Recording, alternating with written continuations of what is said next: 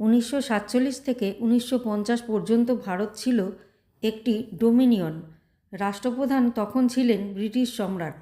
Governor general ছিলেন ভারতের প্রতিনিধি। 1930 সালের 26শে জানুয়ারি ভারতীয় জাতীয় কংগ্রেস পূর্ণ স্বরাজ ঘোষণার সিদ্ধান্ত নেয়। লাহোর অধিবেশনে ব্রিটিশ শাসনের সম্পূর্ণ অবসান দাবি করা হয়।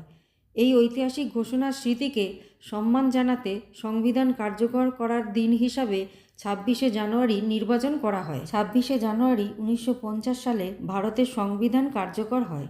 এই দিন থেকেই ভারত আনুষ্ঠানিকভাবে একটি সার্বভৌম গণতান্ত্রিক প্রজাতন্ত্র হয়ে ওঠে এবং ভারত সম্পূর্ণভাবে নিজস্ব সংবিধান অনুযায়ী চলতে শুরু করে। সংবিধান সভা গঠিত হয় 1946 সালে। মোট সদস্য ছিল 299 জন। সংবিধান খসড়া কমিটির সভাপতি ছিলেন ডক্টর বি.আর. আম্বেদকর।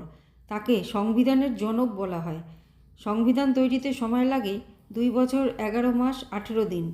26শে নভেম্বর 1949 সালে সংবিধান গৃহীত হয়।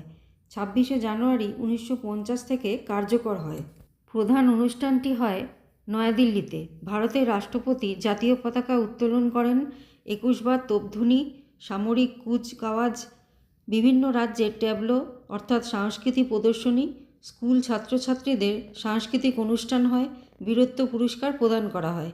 গুরুত্বপূর্ণ পুরস্কারগুলি হল পদ্ম পুরস্কার, অশোক চক্র, বীরচক্র ইত্যাদি। প্রতি বছর একটি বিদেশি দেশের রাষ্ট্রপ্রধানকে প্রধান অতিথি হিসাবে আমন্ত্রণ জানানো হয়। এটি ভারতের কূটনৈতিক সম্পর্ককে শক্তিশালী করে। এই দিন আমাদের মনে করিয়ে দেয় দেশের প্রকৃত শক্তি তার সংবিধান এবং নাগরিকদের সচেতনতা ও দায়িত্ববোধে নিহিত।